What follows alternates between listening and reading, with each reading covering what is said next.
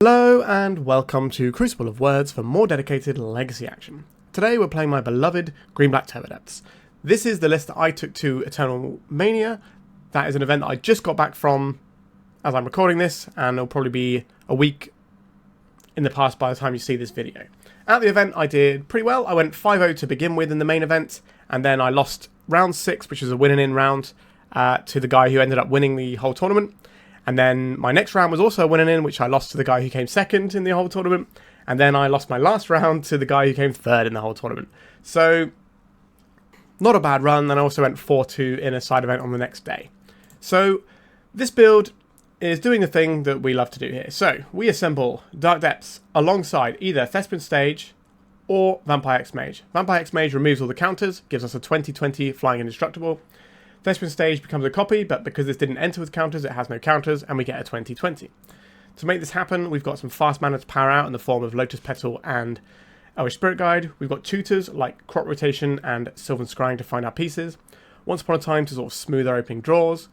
We've got ourselves a bunch of Hand Disruption and Thoughtseize, 2 Inquisition, 1 Duress. The reason for this split is mainly Brazen Borrower in the most popular deck in Blue-Black Reanimator, so the Inquisition can hit that.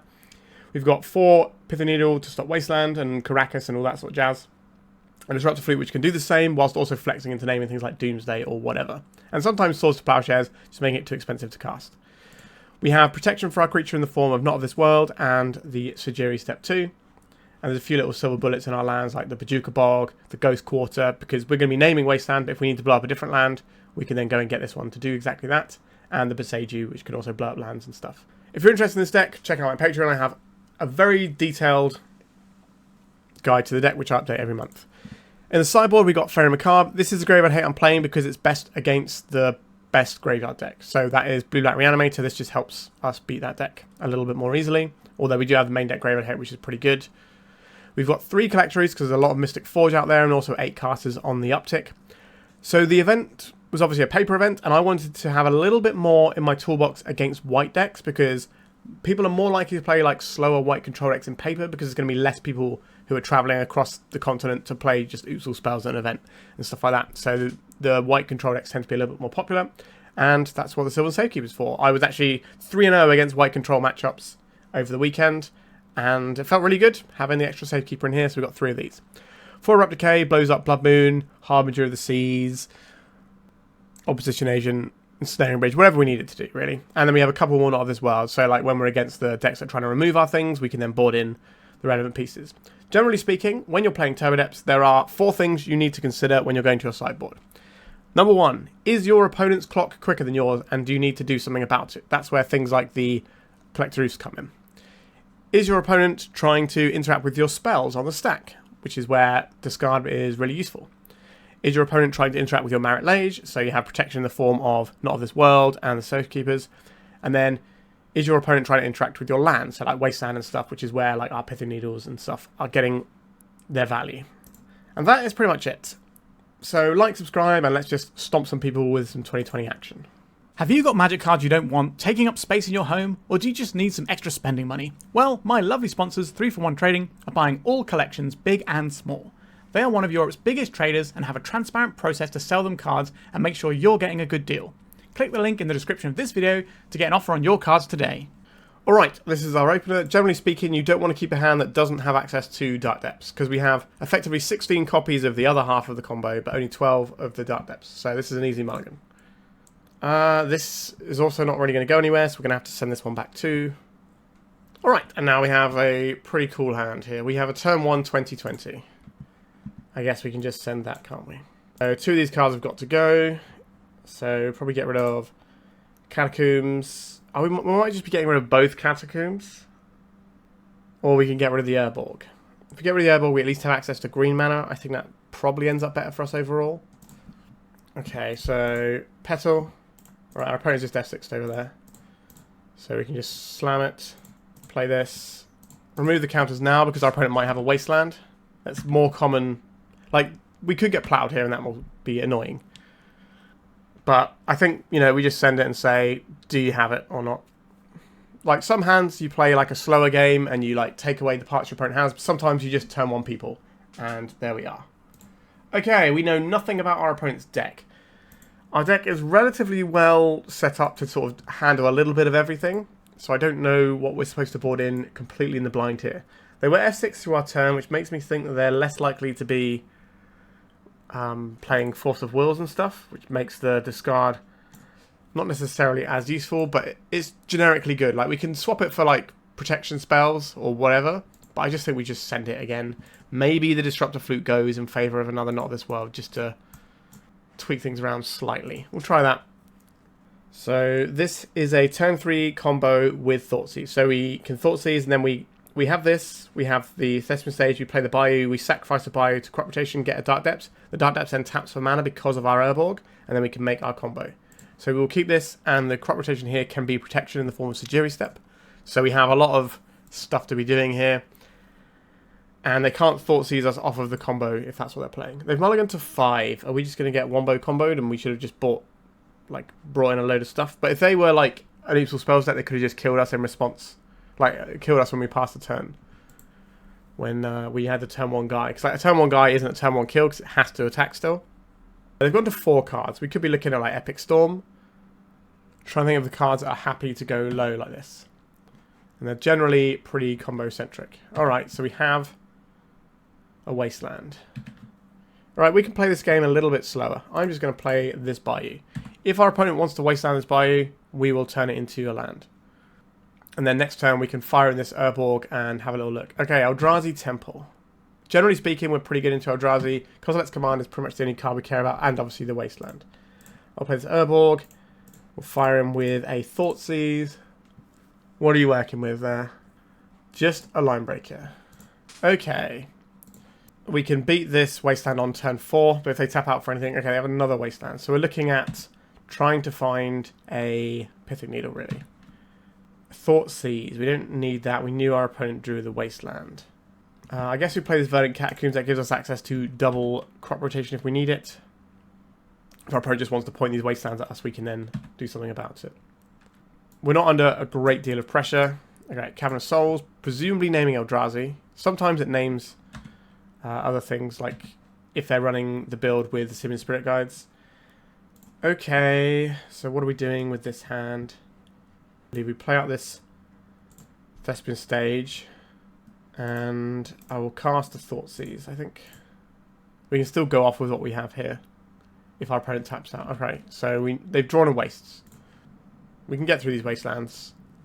A Dark Depths, you say? Okay, I'm going to play out this Dark Depths now, because we have the ability to find more. A Secluded Courtyard. What are we going to see here? Thought-Knot Seer, maybe? 5 mana. This could be a Smasher. It is a Smasher, so we need to beat 2 Wastelands this turn. So we have some options available to us here. What we can do, if we copy this, they wait for this to become a copy, then they waste it. And then we can Crop Rotate it, but then it's still going to have another Wasteland. What we can do is we can make this Thespian stage a copy of a Wasteland. And then we have just enough stuff for the turn after. Because this might make them waste something, and then we can Crop Rotate the thing they waste. Alright, so targeting the Thespian stage here. So let's Crop Rotate this away. They could Wasteland our Dark Depths here. That will go very poorly for them. Okay, so now we just go and get ourselves a Thespian stage here is fine. And then next turn we can just make a 20/20. With a decent amount of protection going. Okay, so we play this one out. I will float a black mana off of this. I will Crop Rotate away this swamp. We go get Ghost Quarter. We point this Ghost Quarter at this Wasteland. Fire it off in response. We get to make a 20/20. If they don't fire it off, then they just don't get any value from it anyway. And we only have to beat 1 card in our opponent's hand and 1 card for their draw step. So they would have to have double Kozilek's Command to beat us here, because we have the first one covered. Right, they're targeting this Urborg. And then this becomes a copy of the Dark Depths. And we choose this one with no counters on to keep. And then this trigger goes on the stack. Then this Ghost Quarter resolves. And our opponent has to have a Kozilek's Command ×2 to beat this. I don't think there's anything else they play. I guess they could play Devour of Destiny, but again, it's an ability. This counters spells or abilities. So any single one thing they have won't be good enough. 1, 2, 3, 4, 5.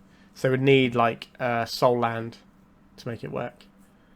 Yes, tap all the way out. I like that. Kozilek's command. Say no. And that should be the game. Alright, and we got the match. Yep, generally speaking, Eldrazi is a pretty good matchup. When I was talking about the 4 aspects of what you need to care about, they can wasteland us and they can target our creature. So that's it. So we would probably sideboard quite differently, but we didn't know what we were playing against until game 2. Alright, on to the second match. Okay, so this hand... Now, some people might think you want to keep this one because we've got a Once Upon a Time to dig, and we've got a Duress. So if we find the Dark Depths off of this, we can go turn 1, do this, find the Dark Depths, Duress them, untap, play Hexmage, go. And that's pretty good. However, this only looks at 5 cards. So we basically have 6 draws, or like the Dark Depths has to be in the top 6 cards of our deck as a 4 of. And it can't find like a thing that tutors for it. So actually, I don't believe this hand is a keeper. Because we could just sit there and do nothing with it. Same with this hand. Now, the first hand we got, I would keep on a 5. But I'm not going to keep that on a 7 when the London Mulligan is so powerful.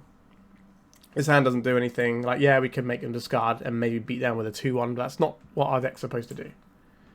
Okay, this works. This is a turn to 2020. So we can keep these.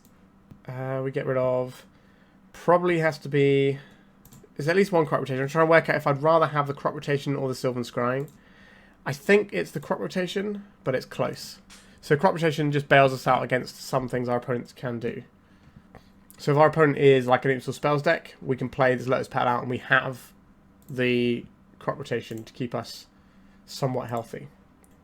Does that mean we're supposed to play out the Thespian stage? Because this is the card I would most like to crop rotate away given our current hand.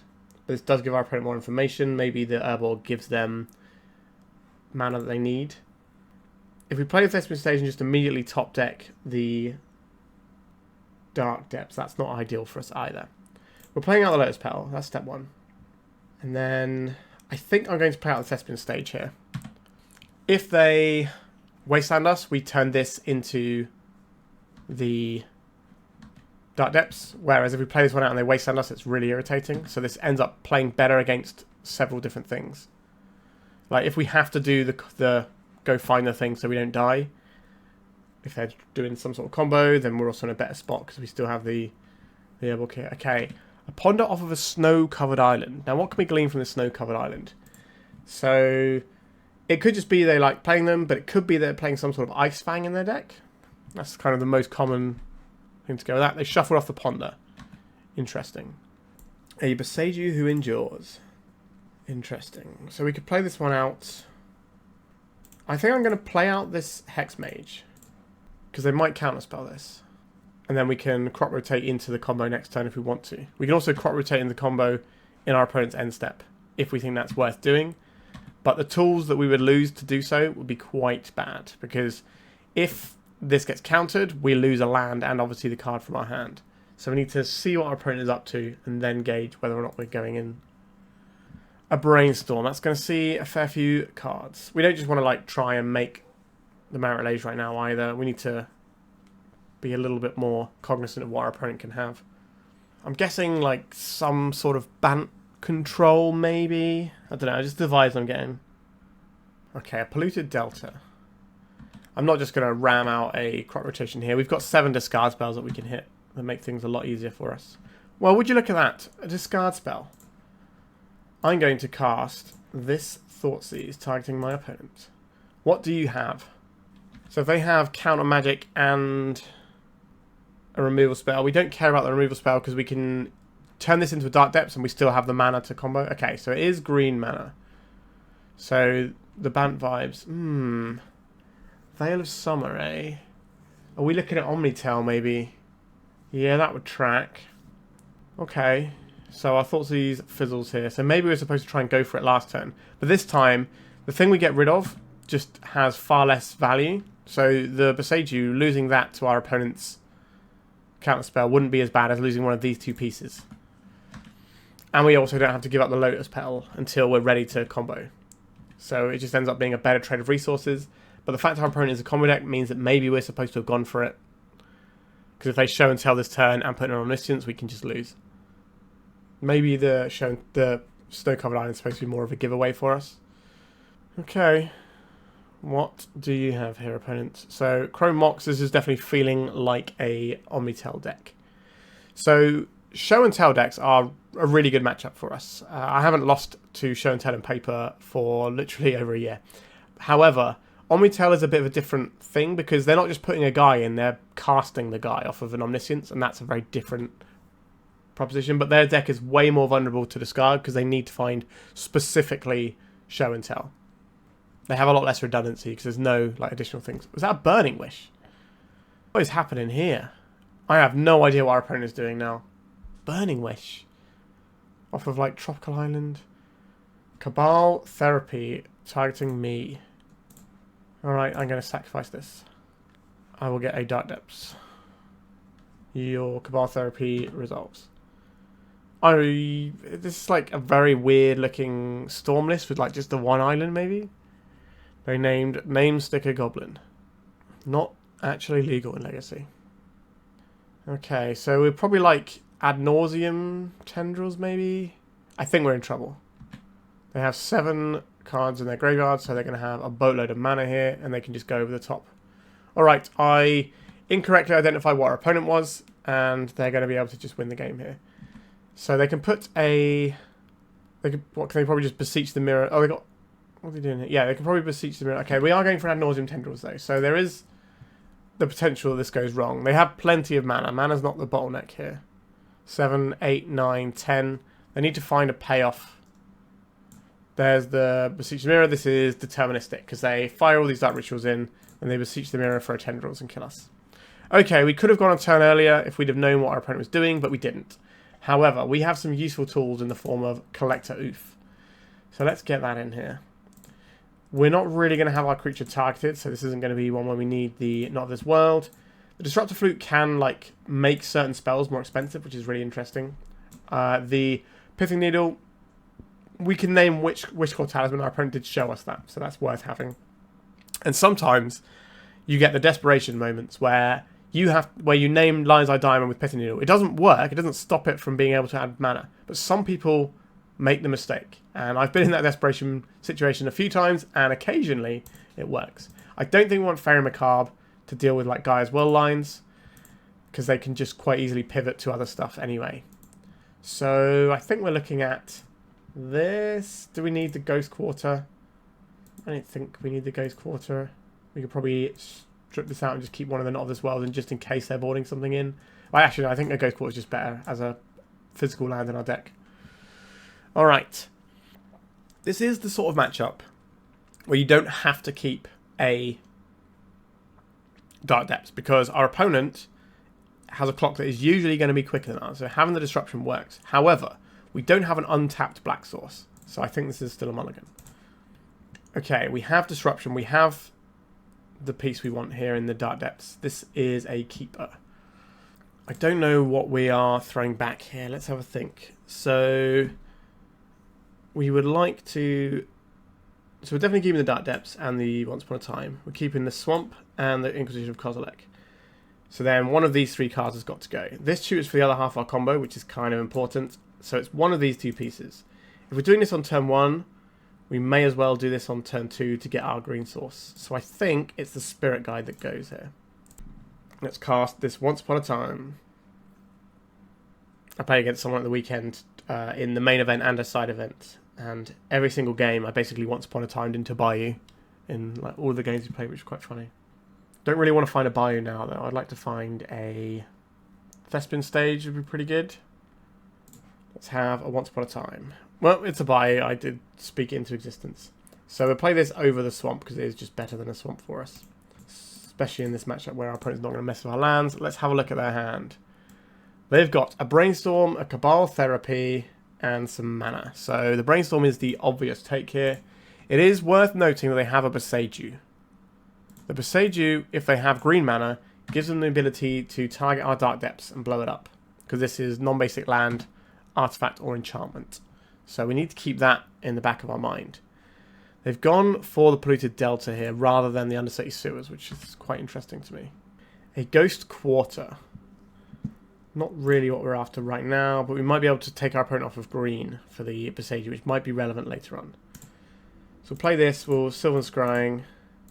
We'll go and find ourselves a friendly little Thespian's stage. So our opponent's Cabal Therapy is completely useless. This is one of the reasons why I quite like Turbodepths in the current meta. It's quite resilient to discard because a lot of our combo pieces, or they're lands, so they can't be taken by Thoughtseize, which is one of the premier interaction spells right now. This does not tap for green mana. That's a big deal. Okay, they found that on the Brainstorm. That's huge. Okay, we could be dead this turn. But maybe we draw into Collector Ouphe. We have 3 of them. We've seen a decent chunk of our deck because we've got 4 cards on the bottom as well. So we've effectively got 47 cards in a random order. Alright, now we're getting the Surveil land. So they can play out the Petal to give them access to Boseiju. Yep, that looks like what they're doing. I think that's correct for our opponent. Unfortunate for us, but there we are. Collector Ouphe. That card I wanted. Excellent. Let's play a Thespian stage out. This will also take away their green mana, so they won't be able to interact with us with the Boseiju. We do still have Lotus Petals in our deck, but we keep them in our deck because playing the Collector Ouphe on turn 1 is really important. And sure, if we shut down some draws later on in the game, that's fine because we're getting to the later on stage of the game, whereas we need to make sure that our opponent doesn't kill us super early. So next turn we have a 20/20 we can assemble, and I don't believe our opponent's going to have green mana unless they play a fetch land right now. Thoughtseize targeting me, no targets. We don't know. Oh, our opponent milled over the Chrome Mox actually, so we do know one of the cards missing. So they're playing out the Boseiju. That means they might have a second Boseiju. I will play out this Dark Depths, and I will attack for 2. So they might just scoop it up when they take their draw for turn if they know they're not going to get there. If they don't have a second Boseiju, they might not make us play into it. I've seen that a few times where they know that they can't win. Well, they know that they can't win if we just do our thing, and then they scoop it up. When actually, in reality, I don't know if we're going to do the thing because our opponent might have a second Boseiju. So this is exactly the situation I was just describing. Alright, so our opponent's got some hand disruption. Let's just keep this going, I think. The Disruptor Flute is really interesting. I think it is more interesting than the Pithing Needle. I think we just send it in like this. Sometimes the Bojuka Bog can stop a guy's will line. Our opponent's deck, generally speaking, doesn't want to kill me on... Well, obviously it wants to kill me on turn 1, but it's not trying to kill me on turn 1. This is an interesting hand. If we find a Collector Ouphe, we can play it on turn 1. This is going to be comparable to the sort of clocks our opponent puts up. They tend to go off around the turn 3 mark. Alright, we just dead on turn 1. We could be dead on turn 1. Lines Eye Diamond. Infernal Tutor, crack Lines Eye Diamond, put Ad Nauseam on the stack and hope that it works, I guess, is the plan. They have no mana floating from this, though. So this could go wrong for them. Okay. They need starting mana. They don't have any starting mana, so they need Lotus Petal. Basically, if they don't find a Lotus Petal, they just die here. This kills us on the next... So they found the Lotus Petal. So this should work, right? 3 mana, 4 mana. They don't have Threshold, do they? They can keep going because they're on 7. From 4 mana... They don't actually have something to beseech away, though, do they? So they do actually need more here. But if they want to just pass a turn, they can have a 7-card hand that wins it. Okay, so that gets them Beseech the Mirror. If they have the Gaia's Will in their deck, they can win off of this pile of cards this turn. Because they can Beseech away the Lotus Petal and play everything. Okay, so they don't have it. Okay. This is why the Ad Nauseam deck is not the most popular of the Storm decks at the moment. Alright, we're playing stuff out. 2 Lotus Petals. We are casting a Dark Ritual. This gives them the Cabal Ritual for lots of mana. Yep. They can Beseech the Mirror, get rid of this. Okay, they're going for a Brainstorm here. That is a little bit unexpected. Well, they just have enough to tendrils us, right? Yeah, they just have the tendrils kill in hand. What am I doing? Of course we're dead. I was too busy thinking about beseeching the mirror for the combo when they already had it in hand. Alright, yeah. Like, sometimes you're going to get turn 1. I don't know what our turn 1 was going to look like. Okay, so we're going to see, like, these cards. So we were going to be able to Thoughtseize our opponent on turn 1 because that was the top card of our library. So we would have had Thoughtseize into turn 2 Hexmage. Alright, on to round number 3. This is not a hand we're keeping. We will mulligan this. What do we have here? We have access to Dark Depths. We don't have anything to go with it. How into just having a Thoughtseize do I have against Burn Man with a Lightning Bolt avatar? I think I'm going to mulligan though. I just want to be able to kill our opponent. So, we're 1 land away from killing our opponent with this hand. I will keep this and we'll bottom these 2. Bloodstained Mire. We're going to get some sort of reanimate stuff. I don't think our opponent is necessarily playing burn, but if they're playing reanimate when we have some tools here. I will play out 1... I'm going to play out 1 or 2 Lotus Petals. Kind of want to play out both, I think. But we can't get the full combo here because we need to have 2 physical lands in play because we need to have the Thespian stage that then copies the other thing. Elegant Parlor. I really have no idea what our opponent's deck is doing, and that is exciting. Caracas and an Elegant Parlor. A Guide of Souls. This card is weirdly irritating for us because we deal damage in chunks of 20. So they're going to be up 20 life here. And then they're going to make another guy, and that's going to put them to 21 life. And they also have a Caracas, which is not great for us. So we're looking like a energy shell here. We don't know if they're playing black or if it's just straight up red-white. A Verdant Catacombs. So we have a 2020... but we have to deal with this Caracas as well. So if they tap the Caracas down, then we can just make a 2020. And then on our next turn, any land gives us the answer to the Caracas. We're in a weird spot here. Goblin Bombardment. Yeah, it's a good one. Now leaving up this Caracas. It's going to bash in. I don't think making a 2020 right now makes a lot of sense. We require 1 more land so that we can Ghost Quarter this Caracas away and then hope that they don't have the white removal as well. But things are getting out of hand a little bit. Thoughtseize, not really great here. Let's go and get ourselves a Bayou and let's Thoughtseize here. Source of Plowshares, happy that we Thoughtseize. There is another Caracas over there, which is good to know about because it changes the timings that we have to do stuff. So we turn this into Ghost Quarter, we shoot something, we still don't quite have enough mana to do everything we need to, right? And this is a problem because they're going to be gaining a lot of life here. So we're going to have to hit them twice, and then the Golden Bombardment is just going to give them the reach they need. So we might just be in a situation where we can't quite get through our opponent's aggro. It's a lot of life gained over there. It's very unlikely that they're going to be able to survive 2 hits from Merit Age.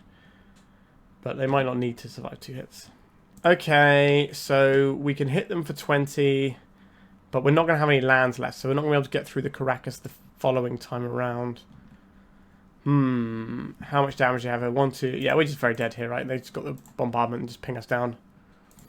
So, this is not a matchup where discard is amazing. I would rather just have the thing that means I'm definitely going to be able to stop their things from killing me.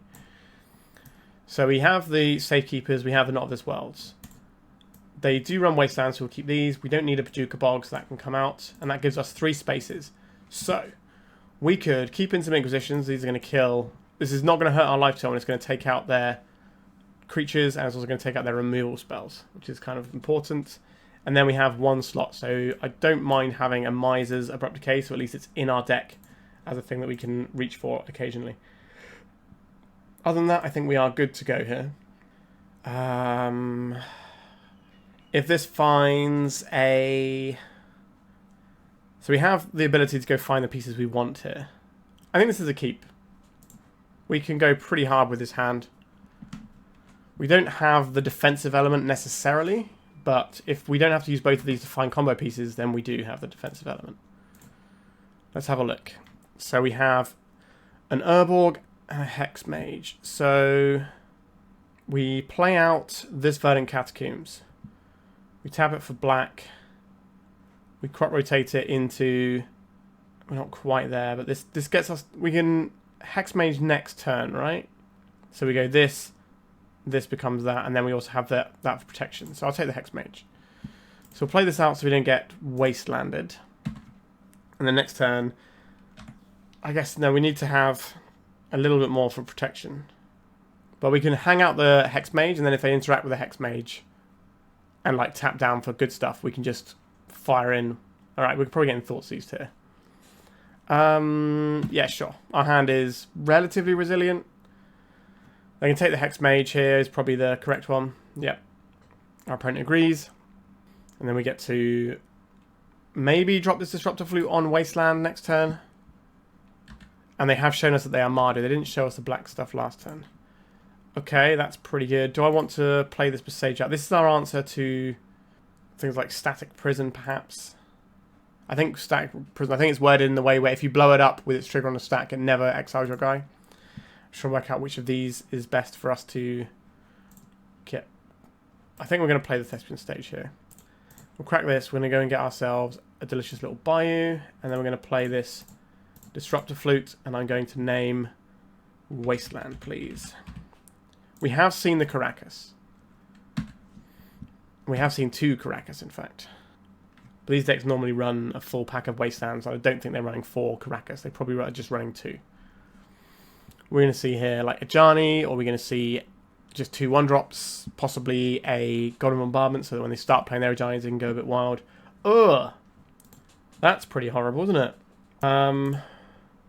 Let's turn this Bayou into a Dark Depths, because we're going to lose the crop rotation here. But Urborg off the top, and we're golden. A piece of fast mana, of which we have 7 left in our deck, is also a combo. Okay. The old Cabal Therapy. Very nice. And a Guide of Souls, just on his lonesome there. Not a piece of fast mana, but is a useful card. Let's play a Protective Piece. Now, we'll only have 1 activation of it with the current lands we have. But if we draw a land this turn, then we'll have 2 activations. Wasteland is shut off, so that's fine. Now, I might have a Static Prison that can get rid of the Disruptor Flute. And that'd just be pretty annoying. Okay, we are, unfortunately... Do we have to let this go? How are we beating the white stuff in our opponent's hand? I don't think we can afford to lose our only green source. It looks like our opponent's just going to overcome us a little bit here. Our hand was weirdly vulnerable to what they had. A Sylvan Scrying. I'll go and get this Urborg. And I'll deploy this Urborg. So we have a 2020 next turn, but our opponent's probably going to gain a little bit of life this turn, which means we might not be able to one-shot them, which opens up main phase interaction, like the Static Prison and stuff like that. Generally speaking, this matchup's pretty decent. Like, their clock is not one we have to care about, so we just have to care about 2 things. So it's just the Wasteland and the white removal. But if they have enough of those things, it can be an issue for us. And the longer the game goes on, the worse it gets for us, because they get to deploy multiple things in a turn, and we can't really overload stuff. Alright, Amped Raptor. This is going to give them a Guide of Souls trigger. And they stacked it so they have more energy, so they're more likely to cast whatever they find. A Thoughtseize. They're not casting that one. Just going to bank that energy. And then we're going to take a hit here. So Not of This World is obviously a pretty good draw. And we need them to not play another guy, so they don't go to 21. Right, we're not taking huge amounts of damage here. It's going to take a few turns for this to burn through. Alright, they're playing another Bowmaster, so they are amping up the damage, and they've got that extra 1 life, which is really clutch here. So Sylvan Safekeeper is a good draw. Did not find the Sylvan Safekeeper. So we probably need to go and get the Ghost Quarter here. If they tap out of this Caracas, we can make a 2020, but I don't think they're going to tap out of the Caracas. So they're going to hit us for what? 4, 5, 6, 7, 8, 9. And then the following turn, we can block one of their guys. I think that we just don't have enough here. Oh yeah, that's going to be lethal. Yeah, tricky. Like, I didn't know they were playing black, and we kind of got sideswiped by the old Thoughtseize in the Cabal Therapy that I wasn't really anticipating. Interesting. Alright, on to round 4.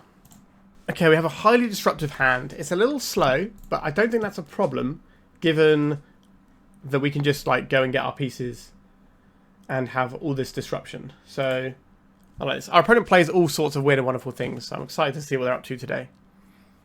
Just a mountain.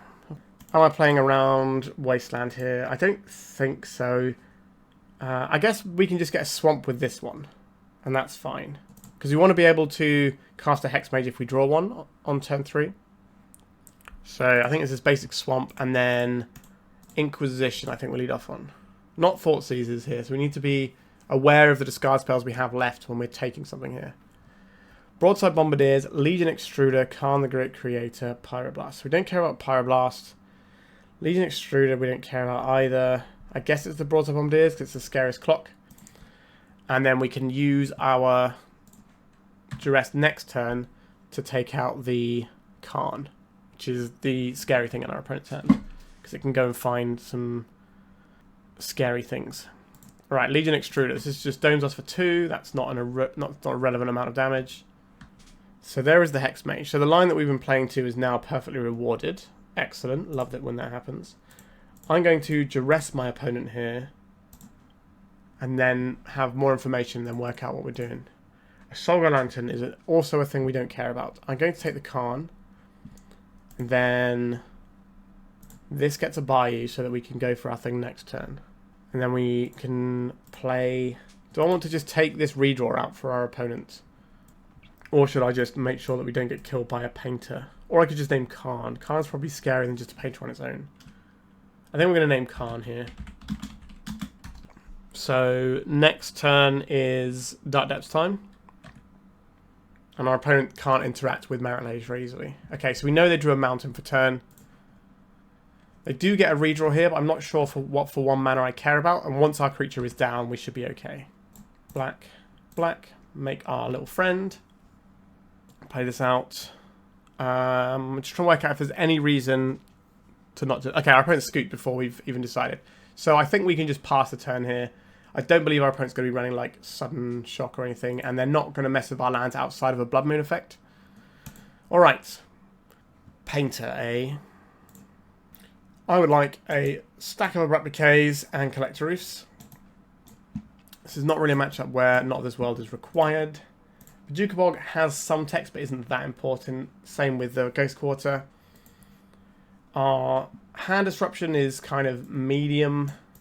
I don't mind having a little bit of it in here, but I don't really want to be going big into it. The Pithing Needles are excellent here. We can probably trim on one of these Lotus Petals because the game tends to go a little bit slower, and we don't need to have the turn 1 Collector Ouphe like we do against Storm. And then we got one more cut, so we're probably looking at getting rid of the Bojuka Bog, I think. And that'll do. Like, yes, they can have goblins and start welding stuff backwards and forwards, but not all painters lists have them, and that's normally quite slow because they have to go and play their 2-drop or whatever and get the Ensnaring Bridge, and it's better just for us to blow them up. So this gives us Dark Depths. This gives us another land. Most likely, I think this works. We've got 2 sideboard cards. If our opponent wants to play the Blood Moon game, then okay. Is this going to name Hexmage or Dark Depths? Or Thespian Stage, sorry. So the fact that we have 2 pieces that combo means that we don't have to care that much about that. If they didn't name Verdant Catacombs, then that would have been really horrible. But obviously they don't know that we just on a Verdant Catacombs hand. Alright, free spell for free, please. Another land I'm a big fan of. So let's take that land. Play this land. Do I need to play out anything here? I don't think so. I'm just going to hold on. So is this a Blood Moon turn? No, it's just this guy. I don't care enough about this guy, I don't think. I think we beat this guy. We'll just take it and move on. Well, the land is a-okay, so we go and get ourselves a swamp and a forest. This means if our opponent plays Blood Moon, we just have them dead, basically. So let's go and get the Dark Depths. That's the important one here. So we also had the line of we could blow up this Pithing Needle and go a little bit quicker. Okay, Khan the Great Creator. Not in love with that guy. What is this going to find? Ensnaring Bridge? That's just a thing we're going to have to blow up. So this is the reason why I didn't really want to blow the Pithing Needle up in the end of last turn. Even though we could have got pretty close to doing something. I'd rather just be able to make a 20/20 and then blow up the Ensnaring Bridge. That seems like the more intelligent thing to be doing here. Okay, so we play the Dark Depths out. We use the Spirit Guide. We make a 20/20 in our opponent's end step. Then we untap and we use the Abrupt Decay and our opponent dies. So the painter matchup is like well into the high 70% in terms of win rates for Dark Depths. So this turn they're going to play out the Ensnaring Bridge, I would imagine. And then that just gives us the window to combo in relative freedom. You got it, boss. What are they going to use the Karn for this turn, I wonder? A Grindstone, sure. We can't block this because it has Menace, even if we make the 20/20. Right, what are they throwing at us? Just the Grindstone, sure. They're going to get another artifact. What are they going to get? Does it matter? Liquid Metal Coating. Well, a little bit too late for that one. So we will crop rotate away this swamp, I think. We can get a buy off of this one. Get the Thespian stage. Play the Thespian stage. Copy the Dark Depths. Choose this one. Untap. Draw for turn. Play a Bayou. Decay the Ensnaring Bridge away. And in we swing. Tap them for lethal. Job done. Yeah, so this is a matchup that I am very happy with. And have been for quite some time. Alright, one round left to go. We're currently 2-2. Not ideal, but we can put a positive on the board here. So let's jam into it. This is not a keeper. We can mulligan this. This is also not a keeper. We're on 5. Am I keeping this hand? Am I going to 4? So we have a lot of disruptive elements. I do like that. I think I'll put back this Ghost Quarter. And then it's probably the Hexmage that goes here. We just keep both pieces of disruption and play on basics. So let's start off with an Inquisition. I think Inquisition is the correct one to play on the first turn if you have these two. Because Inquisition obviously only hits the early plays, but that's what you're trying to hit on turn 1 for the most part. Okay, what do we have here? Dark Ritual, Doughty Voidwalker, Thoughtseize, Mishra's Bauble. These cards don't really do anything, which is nice. They can take our Duress. I guess we just take the Doughty. If they don't have any pressure, we get way more turns in this game. They can just Thoughtseize and take our Duress. But like I said before, our combo is quite difficult to discard from my hand because it's lands. And people aren't playing Blackmail. I think it's Blackmail is the one way you just show them 3 cards and they can take a land from it. And then I think Ostracize is the one that... Is it Ostracize? I don't know. There's some old discard spell that can hit lands, which is pretty gross. But it only hits lands, if I remember right. Just non-basics. Right, so they might find a 2-drops if they've burnt their Dark Ritual. It's a Dark Confidence. Sweet. What a guy. Haven't seen one of these for a while. A Verdant Catacombs. Is this better to play than a Forest or a Thespian stage? So, if we draw a Dark Depths next turn, it doesn't really matter which land we've played now, but it might matter the turn after. So I think we are playing the Thespian stage here. They haven't shown us a wasteland yet, but I wouldn't be surprised if they have them. So it could be awkward playing out a Thespian stage right now. Right, so we're going to get hit for 2 from Bob. Alright, Verdant Catacombs. So no wasteland coming our way, so we won't punish for playing out the stage. Now Spellbomb, that is irrelevant to us. That's good news. Nethergoyf, that is large. That is a pretty relevant game object. Okay. So now our Thespian stage is protected. We can just copy a basic in response to them doing anything, like wastelanding it. And we've got, what, 2 turns? Okay, so have a wasteland there. Let's see if they know about this trick or not. The wasteland is pretty good against us. Alright, in comes the Thoughtseize. We've got nothing. We take a big bash for 7. But this is a 3-turn clock, so we have a couple more draw steps. A Polluted Delta. You got it. A Doughty Voidwalker, sure. I think it's better to have a swamp here. Is that true? Another Thespian stage. This is 5, 6, 7, 8, 9, 10. So this is a lethal and we're just dead. Unfortunate. So our hand was a little bit soft and didn't really come together. We could have gone to 4. So what is our opponent doing? Just playing like some hand disruption. Like they're not going to target our creature or anything, so we're not going to need these Not of This Worlds. Sejiri Steppe. Are we going to need a Sejiri Steppe here? Probably not. They haven't shown us any flyers, which is the one reason we want this. I don't think we need the Bojuka Bog either, so that means we probably just get to bang in 4 Abrupt Decays to slow their clock down. And we want the hand disruption because we want to be able to take out edict effects, which is how our opponent's probably going to try and answer our creature. We don't have any starting mana here. We're putting a lot of weight on this once upon a time. We can just mulligan and use the London Mulligan rule. This hand looks pretty good.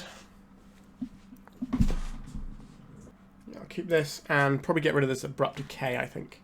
I think we start off with this and we get a Bayou. So I want to wasteland this, then let's Duress try and take out an edict effect. No edict effect. They do have a Thoughtseize I don't really want to tangle with right now, so let's take that out. Are they just going to hang out a wasteland? They're not hanging out a wasteland. Just playing the Goyf. Or we Dark Ritualing into Dark Confident Goyf. That's probably a lot better.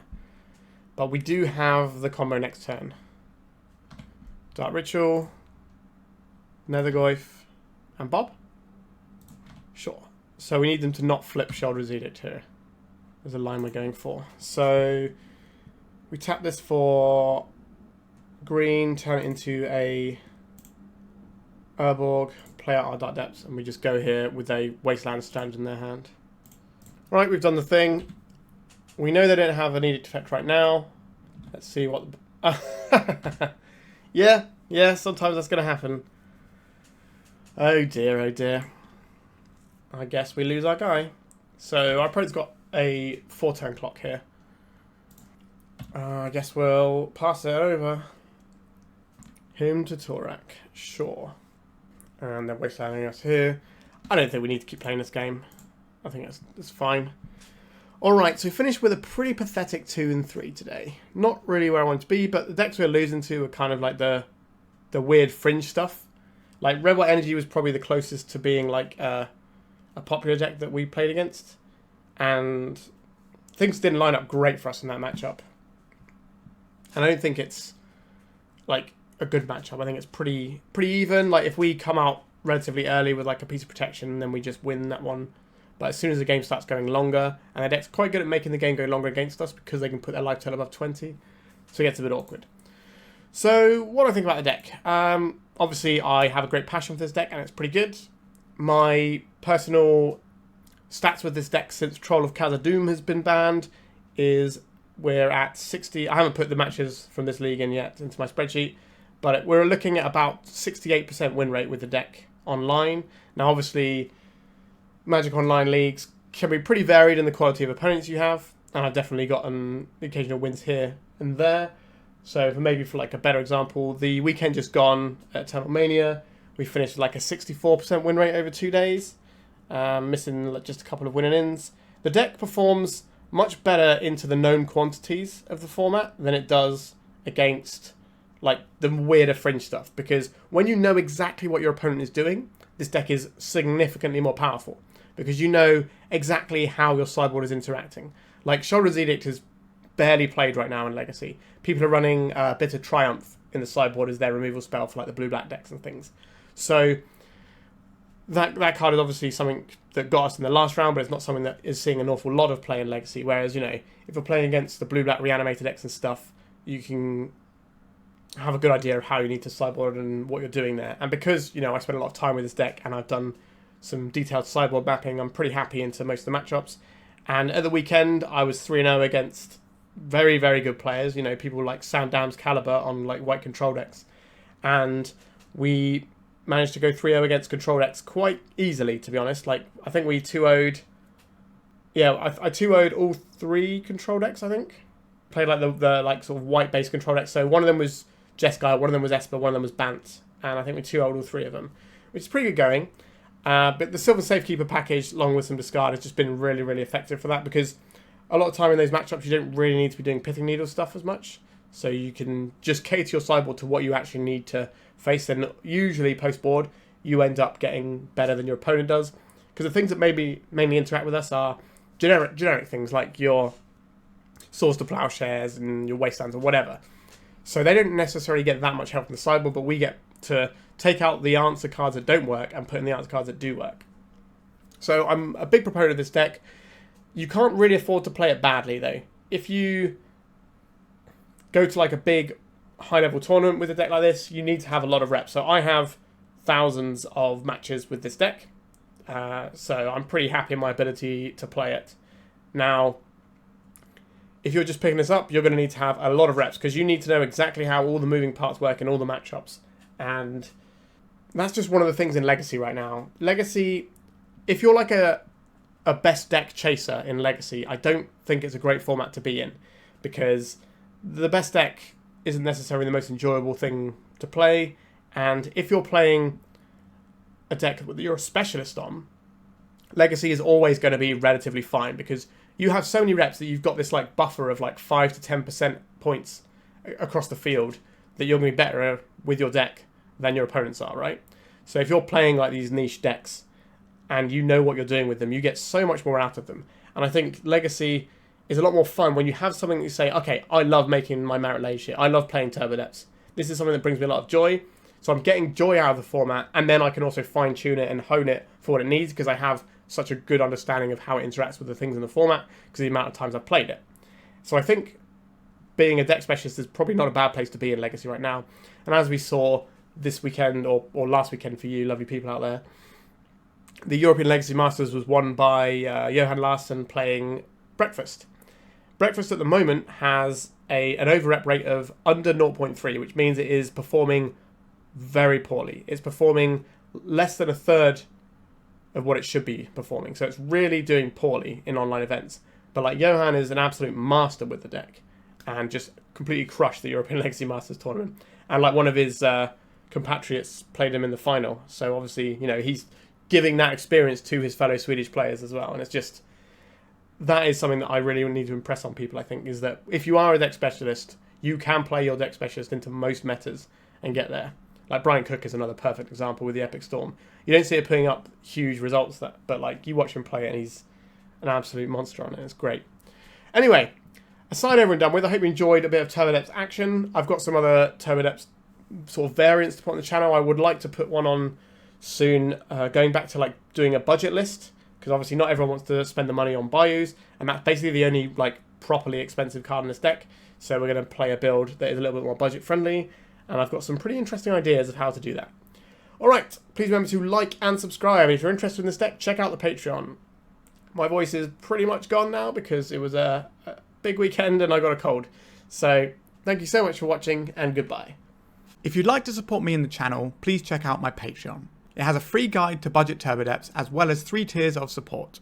A low cost one that enters you into my monthly raffle for a free donation deck on the channel. A mid-tier subscription that gives you access to my detailed Turbodepths guide that is updated every month as well as regular articles. And lastly, the higher tier gives you all of the above as well as a monthly donation deck for my channel. If you're interested in supporting the channel this way, please check out the link in the description.